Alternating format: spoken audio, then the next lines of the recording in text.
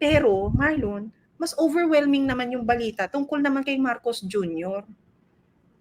Nakakagigil.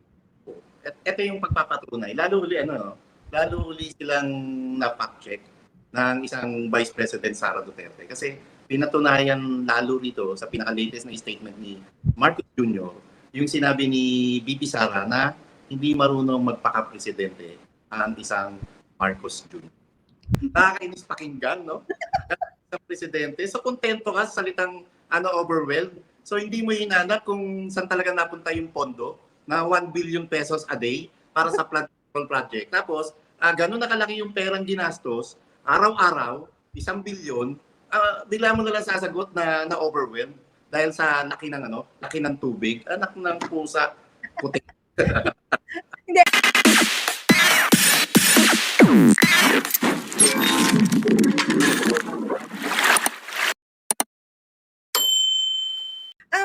Simulan natin, Marlon, with a kwentong barangay.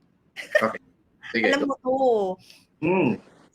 Bago tayo ma-overwhelm sa mga news na nangyayari sa mga araw na to, gusto kong magsimula sa isang kwentong barangay. Alam mo ba, Marlon? Meron tayong isang, hindi naman kaibigan, pero meron na namang inangat sa buhay ang gobyernong ito. Ang budol government. Oo, ang budol government. When I say inangat ang pamumuhay is because now, itong person na to, Marlon, na ang simple-simple lamang manamit ng mga nakaraang panahon na natin siyang nakilala. Aba, ngayon, sumusuong sa lupa, sa kalsada, sa putik, lalo na may mga relief operations or ano tawag dyan sa ganyan, yung mga, yung pumupunta sila sa mga nasalanta. Alam mo kung anong suot sa talampakan? Ano? Gucci sneakers. Oh. Naka-Gucci na ang lolo mo. Lola? Para mo nang kinikinita, ano kaya itsura ng isang paa na luya na Gucci shoes, di ba? Oo, grabe. Parang kulang na lang. Naka-Gucci na talaga? Oo, kulang na nga lang, isigaw ng bulldog na to na, salamat kaayo gobyerno. Sabi mo, tinaas yung pamumuhay? Pwede ka repression? Pwede ka tinaas niya yung corruption sa kanyang buhay. Oo, kasi isa siya sa sumausaw, no? Oo, nag-level up na yung pagiging corruption. Pagiging corrupt nito. Oo, so yung dating, ito naman maganda naman yung mga gamit nito, kaya lang never ko siyang nakakitaan na isang maluhong gamit nung nakakasama natin to sa kampanya. So, ang bali-balita nga, Marlon, nagpapahanap nga ito ng malaking kalupaan din. Gusto rin magkaroon ng farm? Oo. Itong asong ito, Marlon, maaaring masabi mo rin na hey Bulldog, do not bark in the dark. In the dark. Yes, do not bark in the dark and do not steal people's money when it's nighttime. And hindi ko makalimutan. Nung bago matapos yung campaign, PH update. Anong ginagrabe-grabe mo yan? PH, gusto mo panakyat? Dalali mo ito. Yung link sa'yo. Bago, after election ba to? Alam ko, tinawaran niya ng bonggang-bongga yung isang SUV na kotse doon sa kasama natin sa third floor, di ba? Oo. Tapos halos binigay ka ng libre, Marlon. Nung binigay sa kanya ng presyong pagkabarat-barat, nung nakuha na niya yung kotse, winalang niya pa yung nakuha niya ng kotse, di ba? Kasi sila na nawala na si Attorney Vic noon, di ba? So, parang pakiramdam nila talagang sila na yung tunay na nag-aharing uri. So, masama talaga ugali.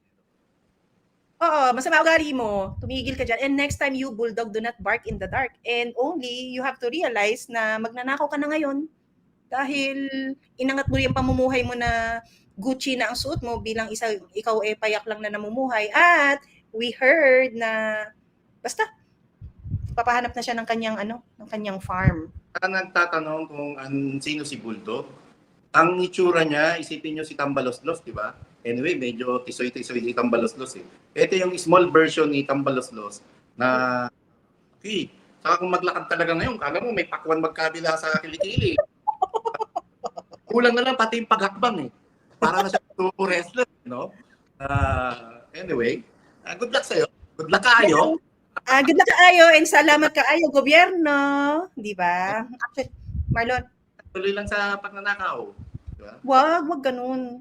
Parang, well, anyway, you cannot teach new tricks to old bulldogs, okay? All bulldogs. Oo. So, nasabi ko kanina, Marlon, na actually, nung narinig ko yung balitang yan, na-overwhelm ako eh. Pero, Marlon, mas overwhelming naman yung balita tungkol naman kay Marcos Jr. Nakakagigil. Ito yung pagpapatunay. Lalo uli silang na-fact-check ng isang Vice President Sara Duterte. Kasi pinatunayan lalo dito sa pinaka-latest na statement ni Marcos Jr., yung sinabi ni VP Sara na hindi marunong magpaka-presidente ang isang Marcos Jr. Oo nga. Sige, I'm gonna play a video. I think everyone is discussing this at the moment, no? But then, of course, let's have our share of our insights about this stupid news, no? From your stupid friend. Statement, no? Stupid statement. And from your stupid friend, Marlon. Maraming nagsasabi, nababasa ko sa dyaryo, nababasa ko, naririnig ko sa radyo, television, nasa na mga flood control. Nandyan ang mga flood control, na-overwhelm lang. Tignan ninyo ang statistic. Nung bagyong Undoy, 400 plus centimeters ang bumagsak na tubig. Dito sa Christine, ang bumagsak na tubig is about 700 plus. Halos doble ng Undoy. Kaya yung flood control, ginawa natin para sa mga baha kagaya ng Undoy. Bago ito, kausapin nyo yung mga tao. Yung mga lugar na gumuho ang lupa, ngayon lang nangyari yan. Hindi pa nangyari sa buong buhay nila, sa buong kasaysayan ng mga lugar na yon na gumuho ang lupa dahil napakalaki ng tubig. Tapos yung mga nabaha, ganun din. Bumabaha siguro dati, pero hindi ganito kalaki. Nagbago talaga ang panahon.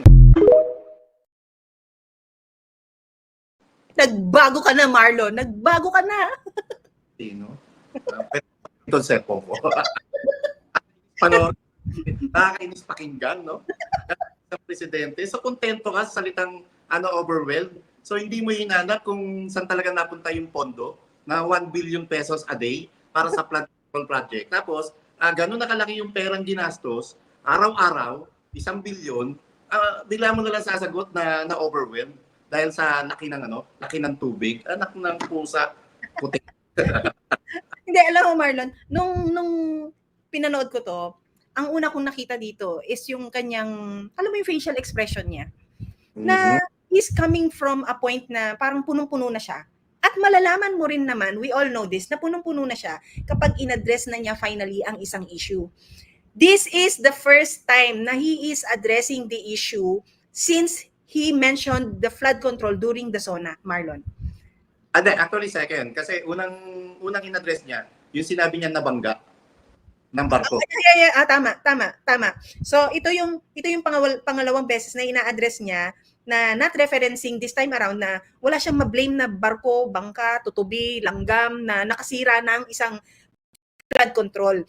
This time, in-address na niya yung bulong-bulungan at sigaw ng actually, hindi bulong sigaw ng maraming bayan. Galit. At galit, tama ka dyan, galit. Kasi ang reference niya, lagi kong naririnig sa TV, sa radyo, although hindi niya minention yung SOCMED pero mas maingay talaga ang SOCMED about the flood control, Marlon. And finally, he's addressing it. Why is he addressing it this time around? Saan siya galing ngayong araw na to? Galing siya sa... Batangas. Yes, okay. Batangas at ano to? Marlon, wait, sorry. Lon. 1 week na bago galing ang PRRD. Naunahan pa siya ni Tatay Digong. Ay, sorry. Kalimutan. Tuesday nung nagpunta si Tatay Digong kasi last month nag-hearing sa Senate patungkol dun sa war against drugs campaign ng Duterte administration. And Tuesday, umagang-umaga, kahit puyat ang Tatay Digong, nagpunta sa Batangas para makiramay sa mga naulila dahil sa bagyong Christine. So, after 1 week, after 6 days, saka pa lamang dumating ang isang na-overwhelmed na presidente natin na si Marcos Jr. Nakakainis at nakakagalit na. Kasi manggagaling yung salitang overwhelmed. Ibig sabihin, wala ka talagang planong alamin, busisiin, kung nagamit ba talaga ng tama yung pondong inilalaan patungkol sa flood control project na ipinagyabang mo nung nakalipas mong State of the Nation address.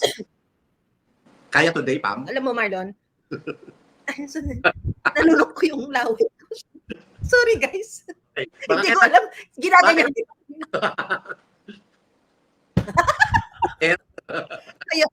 Ayoko ginamit mo sa puwet mo yan.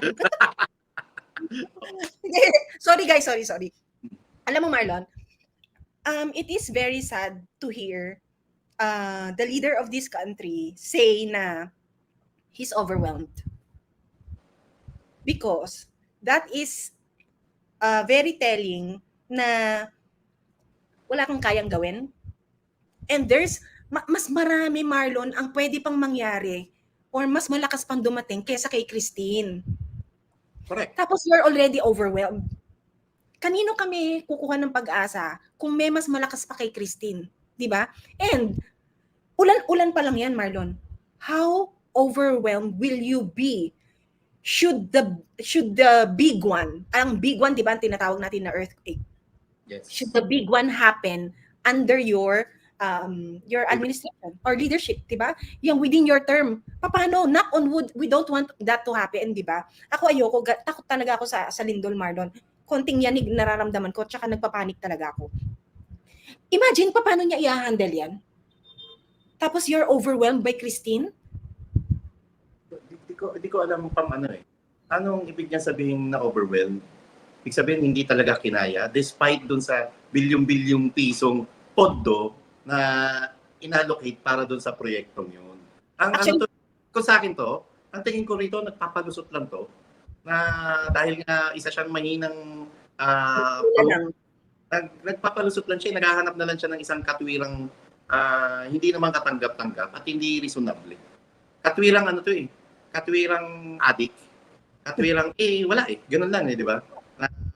Basta walang kalaman-laman at walang kasustansya yung pangangatwiran niya sa salitang na overwhelmed dahil sa dami ng tubig na bumagsak. So ibig sabihin nito, dahil na overwhelmed, mahina yung ginawang flood control project despite dun sa bilyong-bilyong pisong pondo na inallocate doon kada araw, ibig sabihin dapat doblehin pa yung pondo. Kung 1 billion project a day tayo ngayon, 1 billion peso araw-araw tayo ngayon, dapat gawing 2 billion para pagka bumuhos na naman yung ganyang karaming ulan, kakayanin na, hindi na ma-overwhelm yung mga proyekto. And wag natin kalimutan pa yung mga lumabas na mga nabiyak na tulay, mga nasirang tulay, kitang-kita walang kabakal-bakal. Ampaw. Kung may bakal man, 5%, 90% lupa at 5% yung graba at semento. Alam mo Marlon, sorry, yeah. Sige pa. Actually, di ba kanina sinabi natin, wala siyang maisisi this time around na barko na nakasira ng flood control. Actually, if i-assess natin deeper, yung sinabi niyang overwhelmed yung mga flood control, sinisi pa rin niya yung flood control eh. Wala siyang inakong mali. Wala siyang inako na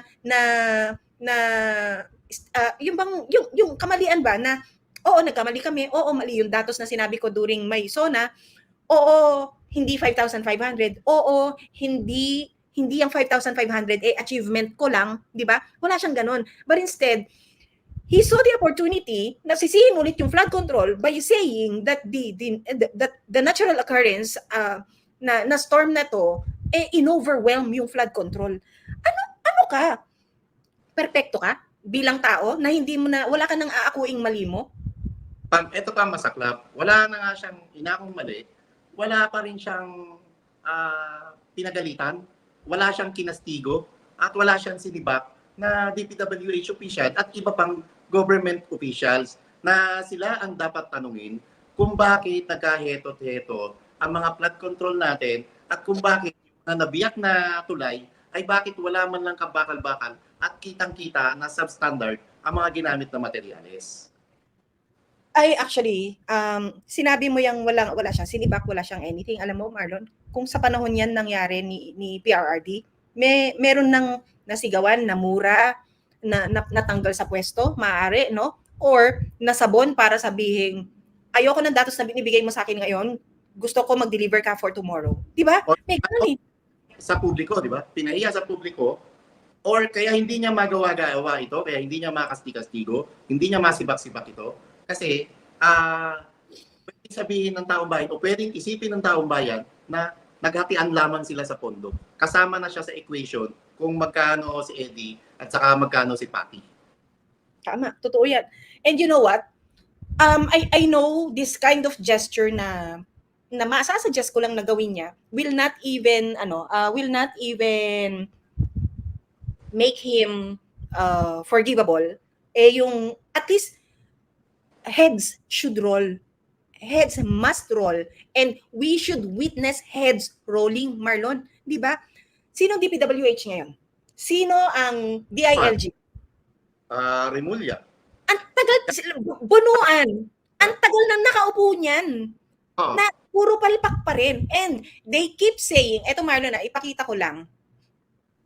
They keep saying na ang tubig nung panahon ni Christine is not the same as, wait lang ha, I'll have to share another screen. Nawala ako. Ito Marlon, nawala tayo. Sinasabi nila, nung panahon, itong si Christine ay nagbigay ng laki ng tubig na almost 700 millimeters. Pero ang flood control natin was only made or prepared or patterned to the amount of water or rainfall na inilabas ni Ondoy o ni Quetzana nung na international name nung 2009. Oo. So, another question here, Marlon, is anong klase kang presidente na wala kang foresight, na wala kang forecasting ability in times like this changing, especially ano tawag dito, merong change in our weather. Ano ba yan? Bakit ang kakalimutan ko? May global warming, di ba? Oo. Anong klase kang presidente na hindi mo na gauge yan na we have. Kasi every year, every term, Marlon, ng kahit sabihin na nating every 3-year term, every 6-year term, dapat napapaligiran ka ng mga taong merong mataas mag-foresight, malakas mag-foresight na ito ay maaaring mangyari ngayon. Yung ini-strengthen mo, yung ito, lagi mo itong sinasabi, research and development, para makatulong naman sa iyong decision making bilang isang presidente. Pam, hiramin din mo. Anong klase kang presidente na hindi ka marunong magalit sa tao mo? Maliban na lang talaga kung yung tao mo ay kasabwat mo. Di ba? Tapos, hiramin ko ulit salita mo, anong klase kang presidente na kayang-kaya mong sabihin yan sa mga pamilya ng naulila, ng mga namatay dahil sa bagyong Christine, na sasabihin mo sa kanila na pasensya na kayo, nakikiramay ako, na-overwhelm lang tayo. Di ba? Ang kapal ng mukha mo. Sobrang kapal mo. Di ba? Marlon, kung ganong klase ng tao na mataas na opisyal ng bansang ito ang makikiramay sa akin, parang I don't need your presence here. Diba? We don't need you here. Kung wala kami makukuha sa'yo na lakas ng loob o confidence man lang na meron kaming aasahan na tulong, huwag ka nang pumunta, huwag ka nang manggulo dito. Marlon, ito ang nakakahiya. Alam mo ba? To the injury. Diba? Added insult to the injury. Kasi, nakaroon, tapos magsisinungaling ka, mag-aalibay ka, at wala kang pinakitang direksyon na dapat may managot, merong taong magiging responsable, yung tinatawag sa accountability, di ba? Na merong dapat maparusahan kung bakit nagkaganyan-ganyan yan, despite sa katotohanan na 1 billion pesos kada araw ang pondo natin sa flood control. So Marlon, ang tanong ko sa'yo, bakit walang napaparusahan? Bakit? Ang akin nga rito, malamang sa malamang, kasabot ka. Malamang sa malamang, isa sa inyo si Patty, isa sa inyo si Eddie. Sa mga hindi nakakalam, sino si Patty at saka sino si Eddie. Eddie, si Patty ako, saka si Eddie ako, sa atian sa komisyon. Paano ka nakakaharap sa mga tao na, alam mo yun, nagdadrama ka na nakikiramay ka, kung tinotolerate mo yung mga kawatan na yan, nakasama naman pala niya. Mismo, Pamela, natumbok mo. Natumbok. Diba? Ang kapal ng mukha. As in, ito yung napaka-insensitive na, no? Ito na yata yung manhid na presidente ng Pilipinas na hindi na niya alam talaga ang ginagawa niya. At muli, lalo lamang pinatunayan sa mga ginagawin niya to, yung sinabi ni VP Sara na hindi siya marunong magpaka-presidente. Exactly my point. And I'm gonna share to you another photo, Marlon. Nakikita mo yan, Lon? Sige. Nakikita mo yan? Yan ang materyales na ibinigay nila sa mga nasalanta. Look at the materials. Alam ko na marami kang may know-how ka sa construction. Look at that materials, Marlon. Parang doghouse lang yan eh. Yero. At saka anong haba niyan? Ang standard na haba ng yero, di 10, di 12. Ito parang kalahati lang ng 12 feet to. Di ba? As in, half lang to ng sukat ng yero. Hindi mo pa alam kung anong gauge yan, anong kapal niyan. Malamang sa malamang, yung kapal ng yero, walang-wala sa kapal ng mukha ng mag-asawang nasa retrato. Wala kang audio, Pam. Pam, na wala kang audio. Ay, hello, hello. Oo. Ayan. Para siyang square. Oo, Ano? sa kanya. Ano Hindi ko alam. nakukuha mo dyan? Parang box. Oo nga, hindi ko alam, Pam. May ganito pa ng sukat ng yero. Hindi ko alam. Baka mahaba yan, pero pinaghati-hati. Ito yero to eh. Hindi ko alam kasi ang sukat ng yero, Pam, ay ang pinakamaikli 10 feet sa pagkakalam ko. And meron ng 12 feet, meron pa yata 14 feet yung mahaba. Ito, wala, tama sabi mo, para lang siyang square. At ganyan, di ba? Diyos ko, paano pagduduk-duktungin yan? Eh, kung Marlon, ang, another Kakain- question. Nasa ng Oo. semento? Nasa ng bakal? Ano yun? masabi lang pa-photo op, masabi lang na, oh, ito tumulong kami, oh, napaka-plastic. Anyway, ganito kay small time, mag-isip ng proyekto, itong administrasyon nito. Ibig sabihin, ganito lang rin ang utak nila, kakatiting lang rin, Pamela. Kasi Kakatiting. Marlon, sa lahat ng mga nag-iisip ngayon, kadugtong ng sakunang ito at problema sa flood control, ang dapat hanapin ng mga tao, nasan yung mga housing projects mo na sinabi mo na magpo-produce ka ng 1 million units per year. Kada taon, no? Kada Hanggang- taon. Hanggang ngayon, magtatatlong taon na, wala, ilang daan libo pa lang ang napapagawa, Pamela. We watched the video of Miss Joey and Mayor Baste, wherein Okay. Mayor Baste also mentioned this issue ng housing. Sabi niya ganyan, kung sana nga gumagawa na lang sila ng kabutihan, di wala silang dapat na ikaworin na sila ay inaatake or kinikriticize. Hindi na nga hinahanap ni Mayor Baste, humanda ka Marlon, pag ito nakaharap mo ulit. Sabi yang ganyan, hindi ko na nga hinahanap yung 20 pesos na bigas. Sabi yang ganyan. Nasan na lang yung mga pabahay na sinabi niya 1 million per year. Natawa pa nga ang isang Mayor Baste kasi sabi niya ganyan, I don't think meron na silang 100 plus thousand na na-produce na, and they are already on their third year. Kung sinasabi nating third year na siya, dapat meron ng 3 million housing projects, Marlon, Dapat. na will not even resolve the issues of displaced or misplaced people like this sa mga sakuna, but will also not be enough to address the issues of homelessness dito sa ating bansa.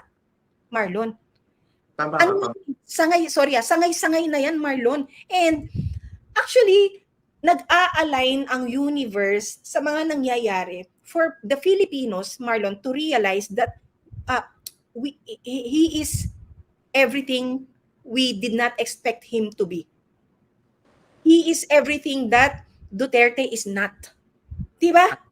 Ang layo, Pamela. Sobrang layo, nakakarindi. Para ikaw nga, isuko mo na lang ang mamamayang Pilipino na wala tayong magagawa hintayin na lang nating matapos si Christine. Ang layo. And Pam, no? Maganda yung sinabi ni Mayor Baste lumilitaw na para mapagtakpan ng gobyernong ito ang kanilang kakulangan, kapalpakan at pagiging mahinang presidente, gumagawa na lamang sila ng walang humpay na paninira patungkol naman sa pamilya Duterte. Meron lang ako yung example dyan na isang local chief executive. Alam ko, may mga magtataasan ng kilay rito, Pam. Halimbawa ko ang isang Vico Soto.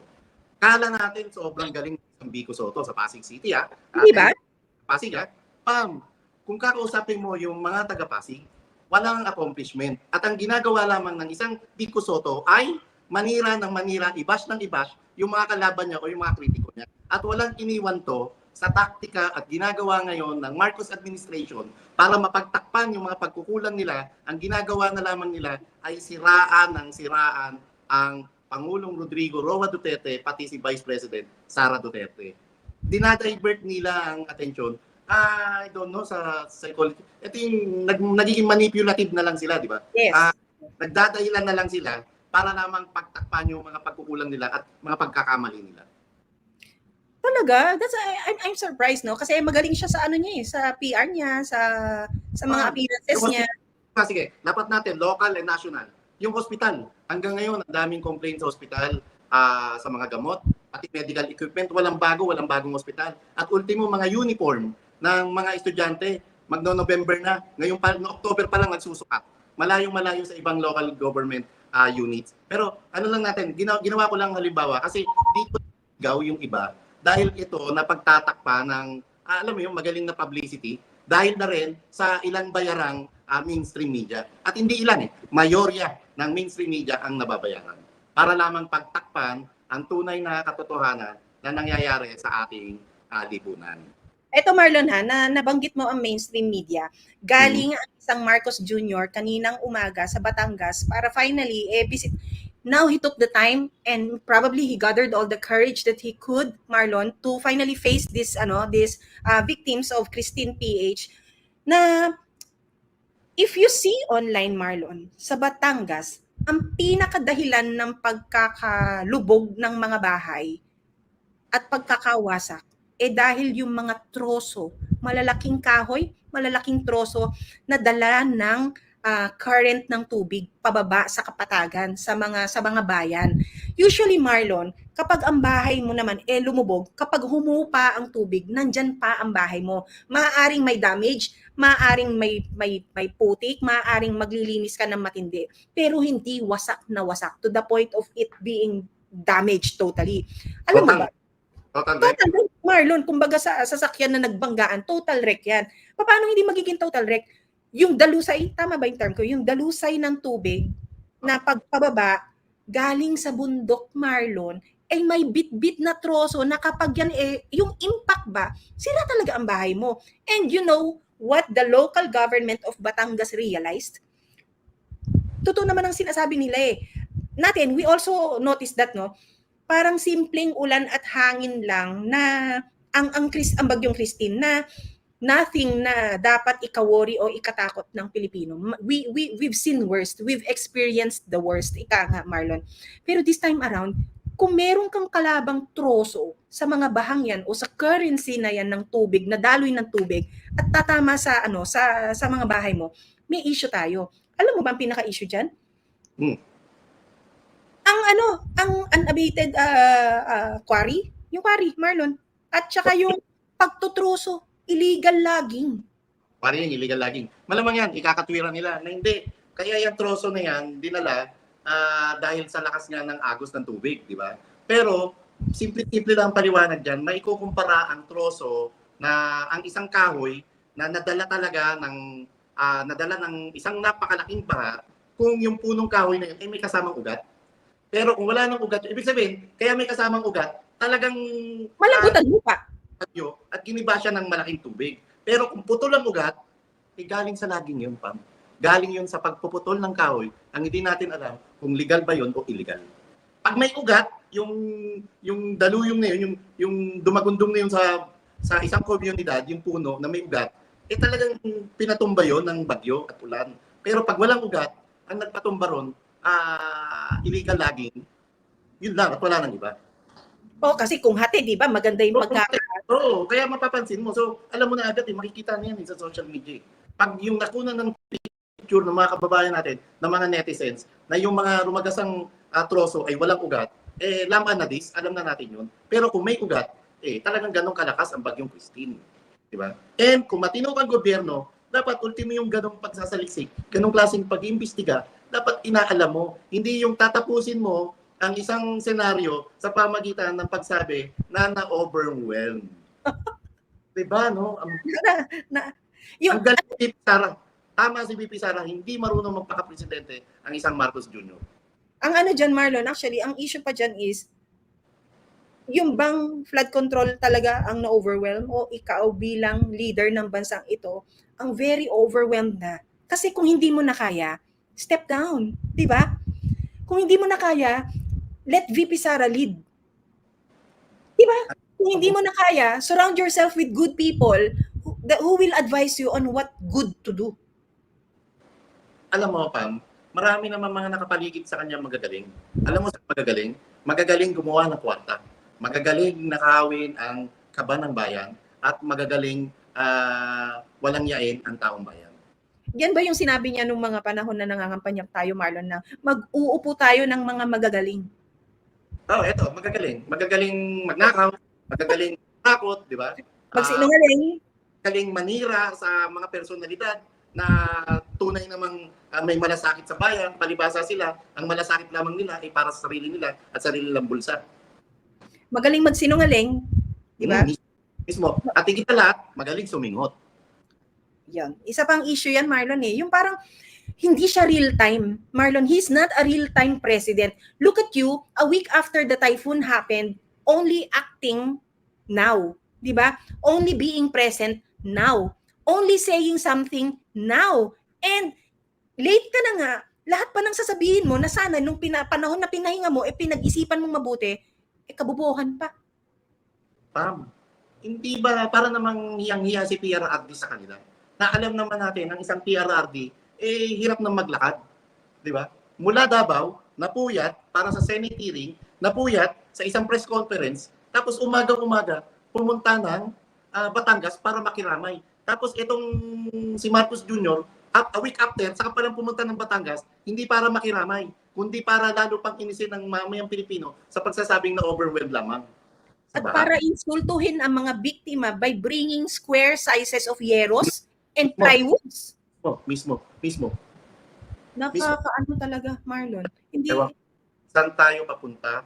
At hindi ko pa alam kung bakit tahimik ang simbahan, kung bakit tahimik ang mga nagpapakilalang oposisyon, at tahimik ang dilawan, pinklawan, ewan ko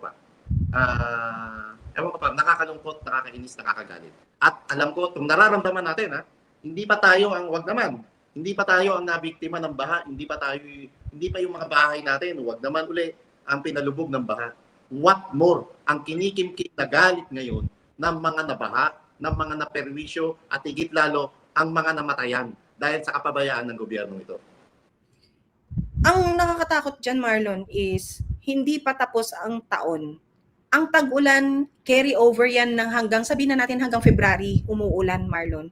Pero sabihin natin, sige, pasalamat tayo na mangyayari ang mga natitirang malalakas will be this November to December. Na nakikita na natin ang quality of response time ng gobyernong ito.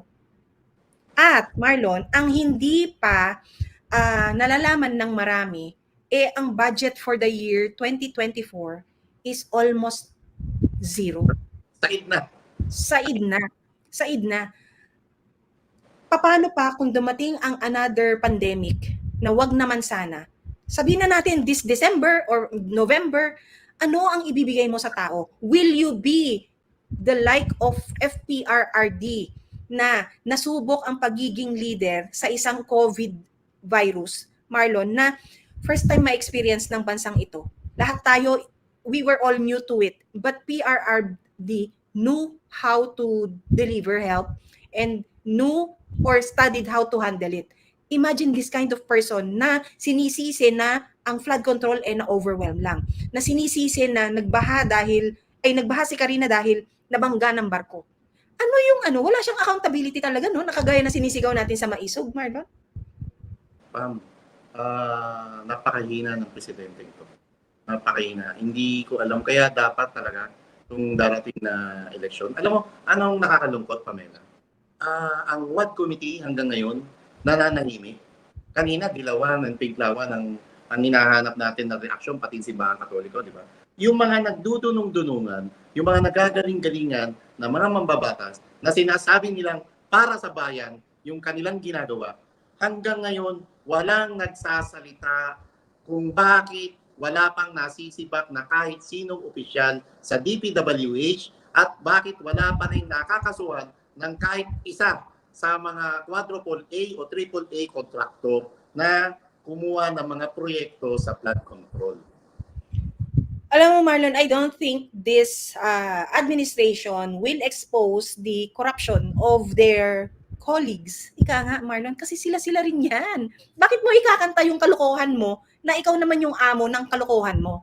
If you get what I mean. Ba't mo ikakanta? Ba't mo i-expose? Di na-expose ka. It's an open information. Ito yung ABS-CBN, di ba? Ang ABS-CBN kapamilya. Ang G7 kapuso, di ba? Ito sa Tasyo, alam mo, tawag sa kakongreso? Ano? Kasabwat. Mga delulu. Mga delusional na they will be in power until the last sunset of their lives. Kung talagang wala sa katinuan ng pag-iisip mo, hindi mo may isip na kailangan may maparusahan. Kailangan alamin ko nasan ba talaga yung 1 billion pesos pera na ginagamit yan araw-araw. pinatutustos sa flood control project. Wala eh. Hindi natin masisisi ang taong bayan kung iisipin at huhusgahan siya, hatulan na isa siyang bangag na Pangulo. And Marlon, another bad news for today is that kasabay ng kabubuhang statement ng isang Marcos Jr. na na-overwhelm ang mga flood control is the statement of his cousin. Remember ha, today is the opening of the session sa camera, upper at lower house. So nagkaroon niya ng mga privileged speeches, no. So I just need to like share this with you guys. Wherein Martin Romualdez said, sa mga nagtatangka na pigilan tayo sa paghahanap ng katotohanan at katarungan, isa lamang ang sasabihin ko sa inyo, hindi kayo magtatagumpay sa masamang hangarin ninyo. Asahan natin na lalo pang titindi ang pag-atake sa ating institusyon, subalit hindi tayo matitinag. Hindi tayo papayag na muling bumalik ang panahon ng kadiliman at kasamaan. What are you talking about? Hindi ba ngayon ang panahon ng kadiliman at hindi ba ngayon ang panahon ng kasamaan? Diba? At saka ano yung sinasabing, di ba? Katotohanan at katarungan. Hindi ba, mali ba para sa isang mamayang Pilipino ang hanapin kung saan talaga nagagamit ang multibillion pisong pondo patungkol sa proyekto sa flood control? Ang pinagkakabalahan nila ng pansin ay paano lamang siraan ang isang PRRD at Vice President Sara Duterte na mayroon pang mas malalim at mayroon pang mas dapat na importanteng pagtuunan ng pansin nila, higit lalo at kabuhayan, buhay at pangungulila ng mga kababayan natin nang naapektuhan dahil lamang sa kapalpakan, sa pag-handle o paghawak dito sa flood control. Uy, akit si Miss Sas, are you ready? First time to ah. Miss Sas! Para namang Sorry, parang pinabit. Hindi, sige, siya lang. Guys, si Miss Sas lang akit ha. Ay, nasaan na? Miss Sas, sorry, first time din namin to. Ano kung ipin? Miss Sas, nasa comment ang link. Mangalkal ka dyan. Nakakatakot. Kasama natin siya, akit siya.